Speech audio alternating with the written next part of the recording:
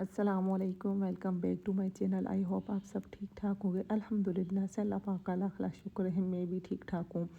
आज हमारी तरफ तकरीबन 2 से 3 दिन हो चुके हैं, बारिश है और मौसम काफ़ी ठंडा हो चुका है, एकदम सर्दी हो चुकी है। जो हम लॉन के सूट और लीलन के सूट इस्तेमाल कर रहे थे, वो अचानक फिर बारिश की वजह से हमें सर्दियों के कपड़े इस्तेमाल करने पड़ गए। अच्छा जनाब, यहाँ पर आज के इस व्लॉग में मैं आप लोगों के साथ स्टिचिंग शेयर करूँगी कि कैसे हम डिज़ाइनर सूट घर में आराम सुकून से फ्री ऑफ कॉस्ट स्टिच कर सकते हैं, बग़ैर किसी झंझट के, बग़ैर किसी टेंशन के।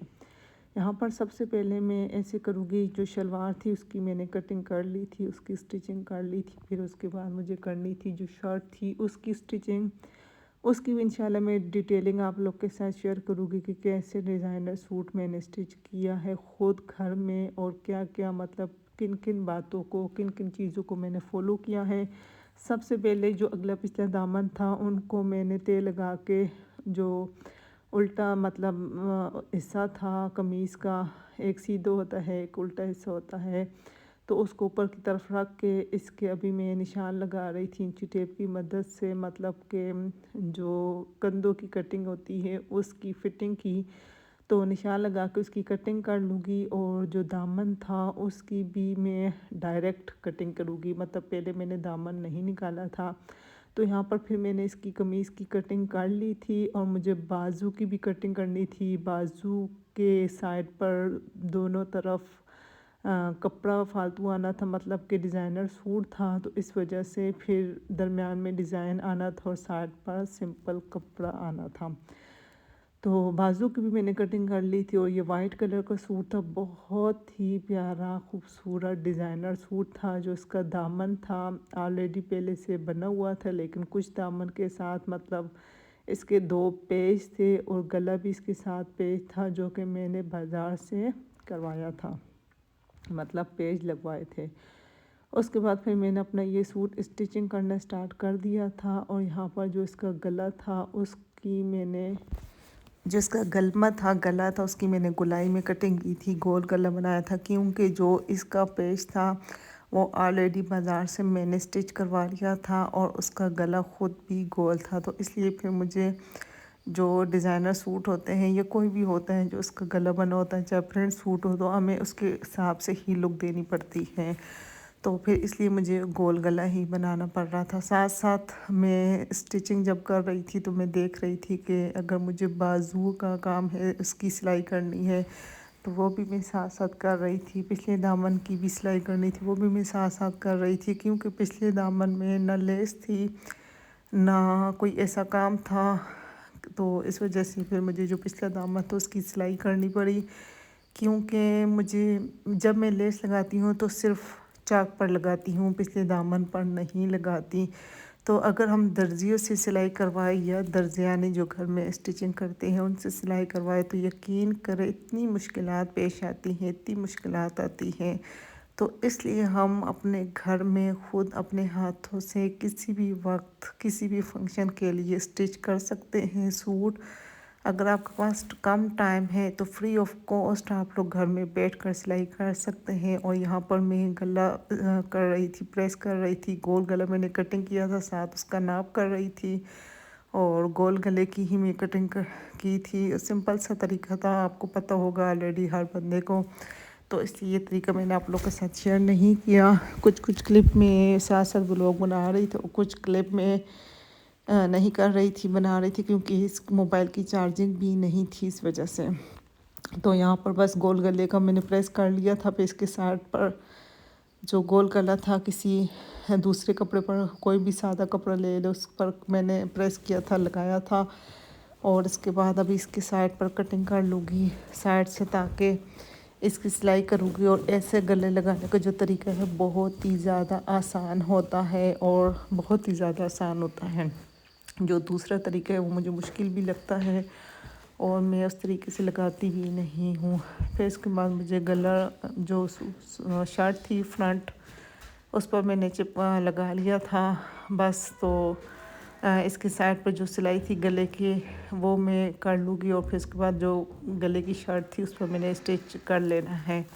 और आप लोग देख सकते हैं मैं इस तरीके से बिल्कुल हल्के हाथों से इसकी जो गुलाई होती है वो उसको करती रहती हूँ, क्योंकि जो इसकी गुलाई होती है थोड़ा मुश्किल होता है। और गले के सेंटर में जब मैं गला लगाती हूँ तो इसके सबसे पहले जो तरीका होता है कि दरमियान से कट लगा लेती हूँ और फिर देखती रहती हूँ।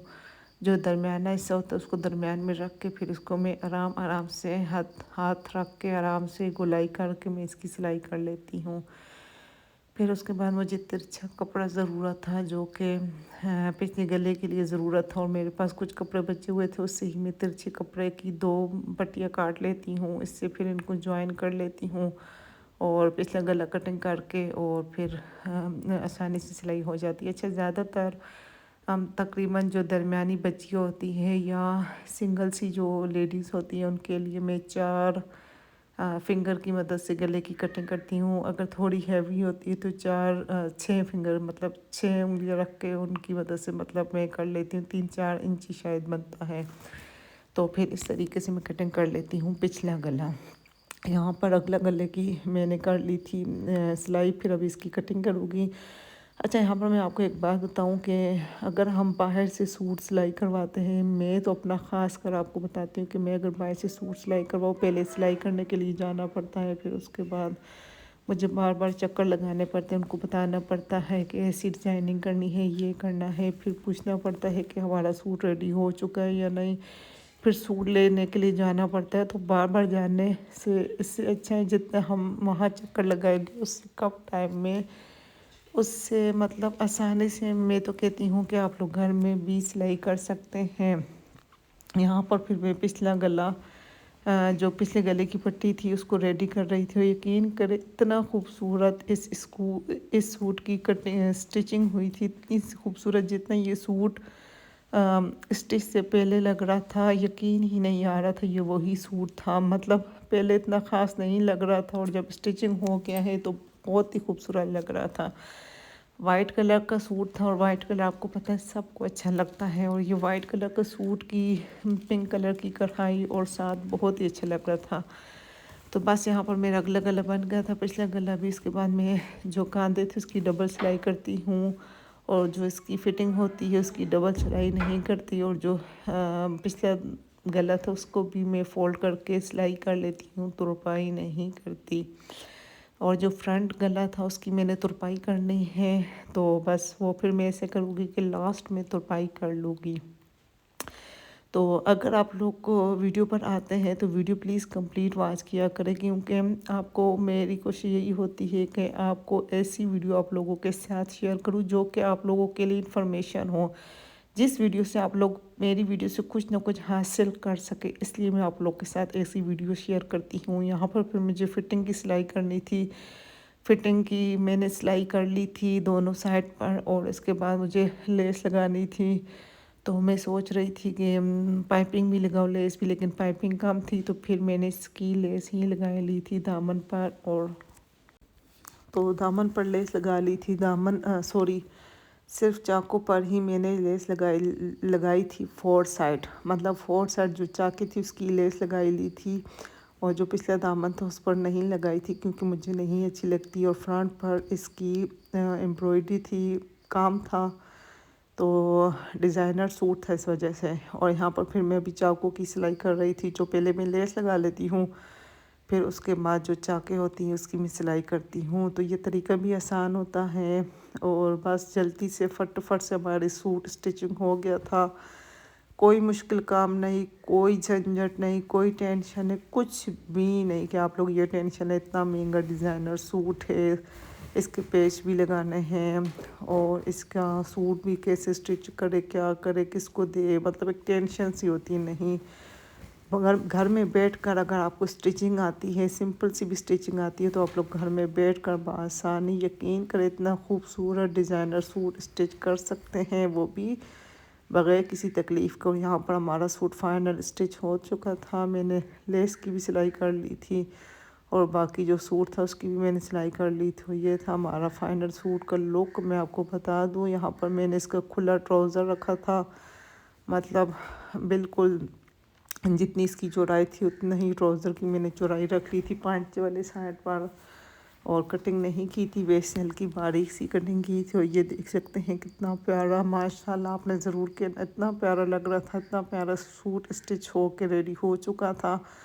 और ये इसका डिज़ाइनर वाला दुपट्टा भी था, क्रिंकल टाइप जॉर्जेट में था, जो कि सर पर ठेरता था। और इसके 4 साइड पट्टी भी लगी थी और 4 साइड इसकी लेस भी लगी थी और दरम्यान में कढ़ाई हुई थी। और बहुत ही खूबसूरत वाइट कलर का हमारा डिज़ाइनर सूट रेडी हो चुका था। इसके गले और दामन के पेच मैंने बाज़ार से लगवाए थे और कुछ एम्ब्रॉयडरी हुई थी पहले से ऑलरेडी स्टिच, मतलब जो हमने सूट लिया था उसका बॉर्डर बना हुआ था, लेस लगी हुई थी पहले से।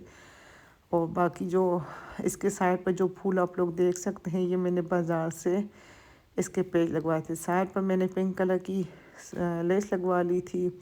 और बाकी जो सूट था वो मैंने घर में रहकर ख़ुद ही स्टिच किया था। और ये थी इसकी फ़ाइनल लुक। उम्मीद है कि आपको ये ईद का सूट पसंद आया होगा। पसंद आया तो मेरी वीडियो को लाइक शेयर सब्सक्राइब करना है। मेरे चैनल पर फर्स्ट टाइम आए हैं तो चैनल को सब्सक्राइब कर देना है और मुझे प्यारा सा कमेंट करके बताना है कि आपको मेरी वीडियोस कैसी लगती हैं और आज की वीडियो कैसी लगी है। उम्मीद है कि आई होप आपको आज की वीडियो पसंद आई होगी। तो इसके साथ ही आप लोगों से इजाज़त चाहूँगी। मुझे और मेरी फैमिली को इसी तरह दुआ में याद रखना है और मुझे इसी तरह आप लोगों ने सपोर्ट करते रहना है इस तरह, ताकि मैं आप लोगों के लिए अच्छे और डिज़ाइनर सूट लेकर आती रहूँ। और इसके अलावा भी अल्लाह हाफिज़।